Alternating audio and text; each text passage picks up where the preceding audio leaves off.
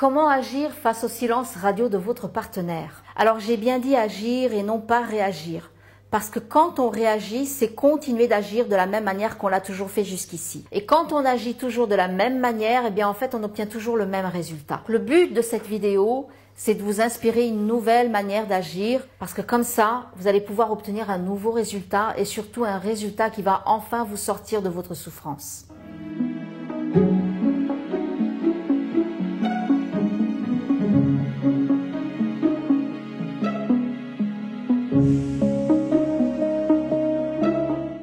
Bonjour, je suis Christina Marquez, je suis psychopraticienne spécialisée en dépendance affective et relations de couple. Alors quand vous êtes confronté au silence radio de votre partenaire et que ça vous fait souffrir ou que c'est inconfortable pour vous, la première chose à savoir, c'est que la raison pour laquelle ça vous affecte, c'est parce que ça réactive en vous des émotions du passé. Ce sont des émotions qui ont été activées pour la première fois dans votre enfance et que vous avez répétées tout au long de votre vie de manière inconsciente. Alors cette situation en fait face au silence radio de votre partenaire, c'est encore une de ces répétitions. Vous allez vivre ces répétitions jusqu'au jour où vous en prendrez conscience et que vous vous déciderez à faire un travail dessus. Alors c'est très bien de mettre en pratique des nouveaux comportements, par exemple le fait de cesser de courir après votre partenaire, d'essayer d'occuper votre temps dans des activités, en rencontrant d'autres personnes pour ne plus penser à lui. Mais en fait, si vous ne faites que ça, ça va être qu'une solution qui est temporaire. Ces comportements-là, ce sont des solutions temporaires et vous aurez du mal à les mettre en pratique dans la durée. Parce qu'en fait, vous ne pouvez pas camoufler la douleur. Vous ne pouvez pas faire comme si la douleur n'existait pas. Elle sera toujours là tant que vous n'aurez pas appris à la guérir. Quand vous avez mal, il faut que vous sachiez que ce n'est pas l'adulte en vous qui est en train de souffrir. C'est le petit enfant à l'intérieur de vous qui traîne ses blessures émotionnelles depuis le moment où vous les avez activées. Parce que c'est vous qui les avez activées. Donc, la première étape, elle consiste en effet à laisser votre partenaire tranquille pendant qu'il est dans son silence radio, peu importe la raison pour laquelle il a décidé de s'isoler, que ce soit parce qu'il a besoin de son espace vital, que ce soit parce que vous êtes peut-être disputé ou parce qu'il boude et que c'est sa manière à lui de vous punir, d'avoir du pouvoir sur vous.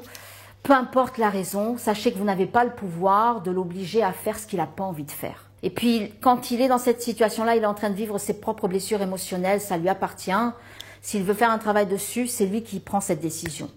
Donc, laissez-le tranquille, même si cette démarche, elle peut vous paraître difficile. Mais en fait, cette situation, elle est là parce qu'elle vous invite à expérimenter quelque chose de nouveau, d'affronter une peur. Et c'est la peur, en fait, d'apprendre à vous passer de lui pour vous apprendre à vous sécuriser par vous-même. Donc, dans cette première étape, la leçon à intégrer, c'est de focaliser votre attention et votre énergie sur vous au lieu de la focaliser sur lui.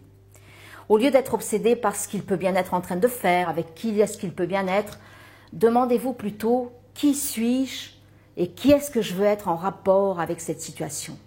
Qu'est-ce que cette situation, elle vient m'apprendre sur moi-même? Si vous focalisez votre attention sur ces questions essentielles, la réponse, elle va finir par venir à vous. Et vous allez réaliser que cette situation, en fait, c'est un cadeau qui va vous permettre de vous connaître.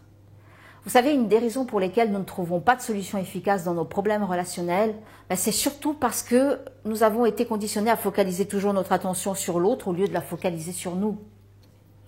Ça, c'est pour la première étape.